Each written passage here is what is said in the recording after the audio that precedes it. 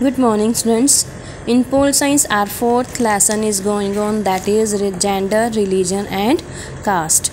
इसमें जो है हम 2 टॉपिक्स जो हैं वो कंप्लीट कर चुके हैं. सेकंड टॉपिक जो है हमने आज कंटिन्यू करना है, जिसमें फर्स्ट जो है हमने ओवरव्यू रीड किया था. ओवरव्यू में आपको ये बताया गया कि आगे जो है इस लेसन में आप क्या रीड करने वाले हो, किसके बारे में आपको जो है नॉलेज मिलने वाली है, जैसे कि सोशल डिविजन्स के बारे में, इनइक्वालिटीज़ के बारे में, डेमोक्रेटिक सिस्टम के बारे में. ये सब हम आगे क्लियर करेंगे. जो मेन हमने फर्स्ट टॉपिक स्टार्ट किया था वो था जेंडर एंड पॉलिटिक्स. इसमें हमने काफ़ी कुछ रीड किया, कैसे जो है विमन अपने मतलब पार्टिसिपेशन के लिए स्ट्रगल कर रही थी, कैसे वो जो है हर फील्ड में आगे आना चाहती थी. आज हम इसी टॉपिक को कंटिन्यू करेंगे.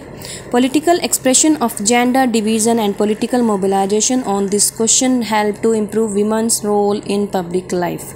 मतलब जो भी पॉलिटिकल एक्सप्रेशन था जेंडर डिवीज़न का और पॉलिटिकल मोबिलाइजेशन का, उसकी वजह से हेल्प मिली इम्प्रूवमेंट में किसकी इम्प्रूवमेंट में? विमेंस रोल की. पब्लिक लाइफ में विमेन रोल जो है पहले इतना नहीं था जो अब हो चुका था. अब उसकी जो कंडीशन थी काफ़ी इम्प्रूव हो चुकी थी. We now find women working as scientist, doctors, engineers, lawyers, managers and college and university teachers which were earlier not considered suitable for women. आज के टाइम में अगर हम देखें तो जो विमन हैं, जो औरतें हैं, वो हर फील्ड में वर्किंग हैं, चाहे वो साइंटिस्ट हों, चाहे डॉक्टर्स हों, engineers, lawyers, managers and teachers. Okay, जो पहले विमन के लिए सूटेबल नहीं माना जाता था, जिसे इन सभी पोस्ट को विमन के लिए सूटेबल नहीं माना जाता था. In some parts of the world, for example in Scandinavian countries such as Sweden, Norway and Finland, the participation of women in public life is very high. मतलब कुछ कंट्रीज़ में आज जो विमन हैं उनका पार्टिसिपेशन काफ़ी ज़्यादा हाई है, जैसे कि यहाँ पर आपको इन कंट्रीज़ के नेम दिए गए हैं, स्वीडन, नॉर्वे एंड फिनलैंड. उसके बाद in our country women still lag much behind men despite some improvement since independence. लेकिन हमारी कंट्री की बात की गई है कि हमारी कंट्री में आज भी जो विमन की पोजीशन है वो मैन से पीछे ही है, कम ही है. Ours is still a male dominated patriarchal society. Women face disadvantage, discrimination and oppression in various ways. मतलब हमारी कंट्री में अभी भी जो सोसाइटी है वो मेल डोमिनेटेड है, जिसमें मेल को ज़्यादा प्रेफरेंस दी जाती है. विमन जो है वो क्या फेस करती हैं? डिसएडवांटेज. जो भी कंडीशंस होती हैं उनकी डिसएडवांटेज विमन को फेस करनी पड़ती हैं. डिस्क्रिमिनेशन मतलब भेदभाव जो है वो विमन को फेस करना पड़ता है. And oppression in various veg, अलग अलग तरीक़ों से जो है सिचुएशन उनकी और भी क्रिटिकल हो जाती है. The literacy rate among women is only 54% compared with 76% among men. अगर हम लिटरेसी रेट की बात करें, लिटरेसी मीन जैसे कितनी जो विमन हैं वो लिटरेट हैं और कितनी इलिटरेट हैं, तो जो विमन हैं उनकी परसेंटेज है लिटरेसी रेट में 54% और जो मैन है उनकी परसेंटेज है 76%. Okay, similarly a smaller proportion of girl students go for higher studies. जो गर्ल स्टूडेंट्स का प्रपोर्शन है या परसेंटेज हम कह सकते हैं वो हायर स्टडी के लिए वो भी कम है. When we look at school results, girls perform as well as boys if not better in some places, but they drop out because parents prefer to spend their resources for their boys education rather than spending equally on their sons and daughters. मतलब कि आपने देखा होगा जो result है लड़कियों का अच्छा होता है, अच्छा परफॉर्म करती हैं, लेकिन हायर स्टडी की अगर बात होती है जो पेरेंट्स हैं वो क्या करते हैं?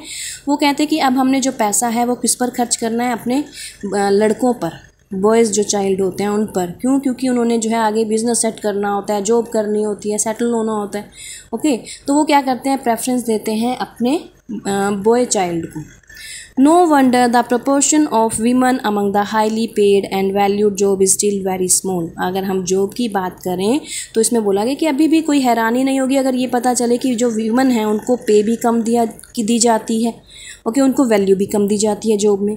On an average an Indian women works 1 hour more than an average man every day. मतलब जो इंडियन वीमन हैं वो हर मैन से, अगर एवरेज बात की जाए एवरेज की, तो आदमी से 1 घंटा ज़्यादा ही वो काम करती हैं. Yet much of her work is not paid and therefore often not valued. मतलब फिर भी उनका जो काम है उन्हें ज़्यादा उसे पे नहीं किया जाता और ना ही उसे ज़्यादा वैल्यू दी जाती है. ओके उसके बाद जो इसका थर्ड टॉपिक पॉइंट हम रीड करेंगे, the equal remuneration act 1976 provides that equal wages should be paid to equal work. एक एक्ट जो है वो इम्प्लीमेंट हुआ था, इक्वल रेम्यूनरेशन एक्ट 1976। इस एक्ट के थ्रू क्या किया गया, प्रोवाइड किया गया था इक्वल वेजेस को। मतलब उन्होंने बोला था कि इक्वल वेजेस जो हैं वो प्रोवाइड होने चाहिए इक्वल वर्क के लिए। अगर कोई काम इक्वल कर रहा है तो उनको पे भी इक्वल मिलनी चाहिए। However, in almost all areas of work, from sports and cinema to factories and fields, women are paid less than men, even when both do exactly the same work. मतलब जो women हैं उन्हें कम पे किया जाता है। किसी भी फील्ड की अगर हम बात करते हैं, चाहे वो स्पोर्ट्स में है, सिनेमा में है, फैक्ट्रीज़ में है या किसी भी फील्ड्स में है, तो औरतों को आदमियों से कम पे किया जाता है और उनका जो काम होता है वो एक जैसा होता है, सेम होता है।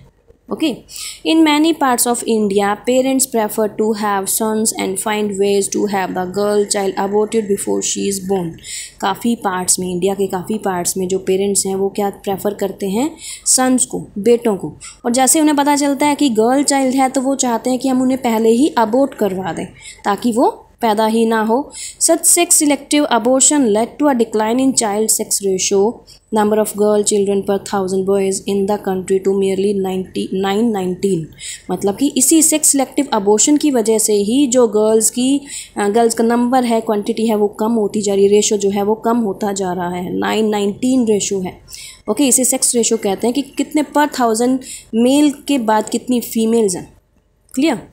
As the map shows this ratio has fallen below 850 or even 800 in some states। पीछे जो है आपको यहाँ पर एक मैप दिया हुआ है जिसमें आपको ये रेशो दी हुई है, जैसे कि 951 and above, 926 to 950, 901 to 925, 876 to 900 and below 875। ये किस चीज़ का मैप है, चाइल्ड सेक्स रेशो का 2011 के अकॉर्डिंग। क्लियर? अब यहाँ पर आपको अकॉर्डिंग टू कलर्स, जैसे कि यहाँ पर इंडेक्स बनाया गया है, इस इंडेक्स में आपको बता दिया गया कि कितनी रेशो जो है किस प्लेस पर रहेगी।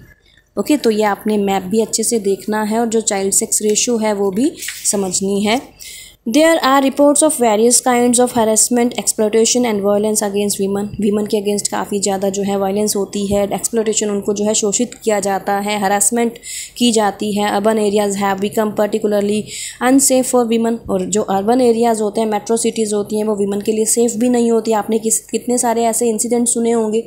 ओके, जैसे कि हम दिल्ली या गुरुग्राम जिसको हम बोलते हैं उसकी बातें सुनते रहते हैं। They are not safe even within their own home from beating, harassment and other forms of domestic violence. मतलब वो अपने घरों में भी सेफ़ नहीं है। डोमेस्टिक वायलेंस आपने सुना होगा कि घरेलू जो मतलब उन्हें प्रताड़ित, जैसे वायलेंस कहते हैं या हरासमेंट कहते हैं, उन्हें मारना पीटना, ये सब जो है वीमन के अगेंस्ट होता रहता है। तो ये सब जो प्रॉब्लम्स हैं वो हम फेस करते हैं वीमन को लेकर। लेकिन आज के टाइम में थोड़ी सी इम्प्रूवमेंट हम देख सकते हैं। गर्ल्स हर फील्ड में वर्क कर रही हैं, उन्हें जो है अब इक्वल रेम्यूनरेशन भी मिलता है।